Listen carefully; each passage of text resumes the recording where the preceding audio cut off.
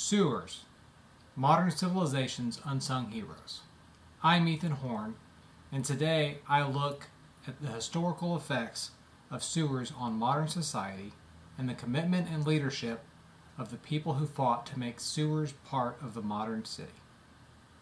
Sewer systems play an important role in protecting the environment by preventing the spread of disease, and are a tremendous accomplishment of leadership and commitment for the greater good by the previous business and community leaders of the southern United States. In 1994, in a crowded refugee camp in Goma, Zaire, cholera swept through and killed 60,000 people in less than a month. Dr. Morris notes, "The only thing that separates us from Goma is the systems we have developed to transport and treat our sewage and drinking water." The story of cholera and sewers are closely related.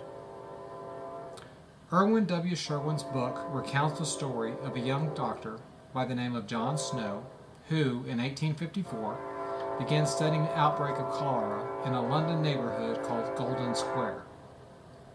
The cholera epidemic was at the time one of the most critical threats facing the developed world. France was hard hit by cholera in 1831, documented in Rosenberg's work on cholera, with the disease claiming an estimated 100,000 lives. The author documents Dr. Snow's care and plotting the location of each home in Golden Square with the disease, the number of deaths and survivors of each home on a map, along with another critical detail: the location of the neighborhood's drinking water supply. Sherman's book provides the results of the young doctor's work in the doctor's own words. "I found that nearly all the deaths had taken place within a short distance of the Broad Street pump." The book notes at John Snow's suggestion that the handle of the pump was removed and the spread of cholera stopped. Upon further investigation, the Broad Street pump well was found to be 28 feet deep and located within yards of untreated wastewater. Snow suggests that the well had been contaminated by a broken sewer or nearby cesspools, and the pump drew more and more sewage, resulting in the cholera outbreak. Snow's work formed the basis for effective cholera prevention.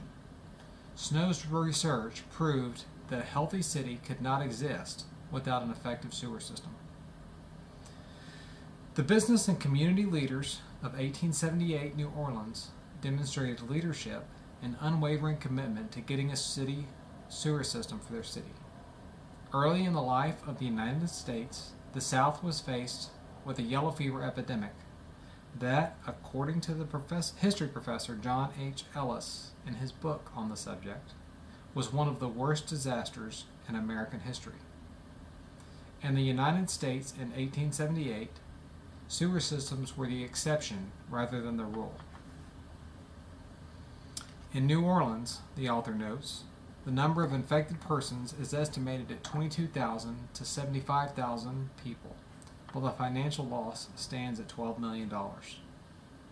The outbreak prompted an editorial in the New York Times, reprinted in its entirety in the book, explaining that any city that engaged in commerce with New Orleans was in danger of contacting the outbreak, and recommending the city should be placed under thorough quarantine by all cities in the South, calling for cutting off all trade with New Orleans. With the survival of their city on the line, Ellis's research shows the New Orleans Medical and Surgical Association issued a statement explaining quarantine was not an effective method to halt the outbreak, and, as absolutely necessary, the preventative measures must include an underground drainage and sewer system. Following the statement of the medical community, 9 leading merchants sent a call to the community to organize a citizen base of volunteers to work for sanitation reform in New Orleans.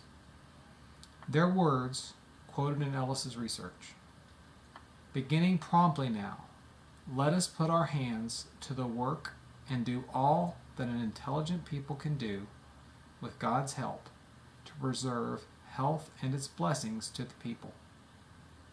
It is the part of philanthropy, of common sense, and of self-interest.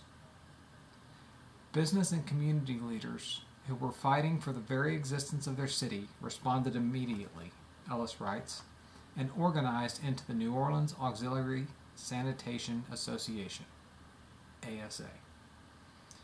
Their first meeting was filled with 200 men, the author notes, consisting of the president of the Chamber of Commerce, president of the New Orleans Cotton Exchange, the mayor, lawyers, physicians, educators, and clergymen. These men came to be known as the Faithful 200 and demonstrate the character and leadership of business and community leaders in the early United States South.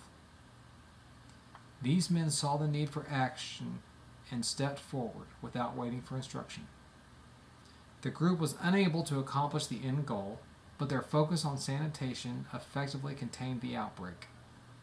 However, it was due to the work of the New Orleans ASA and similar groups over the next several decades that ultimately provided the momentum and public opinion necessary to get the sewers needed by New Orleans and the other southern cities.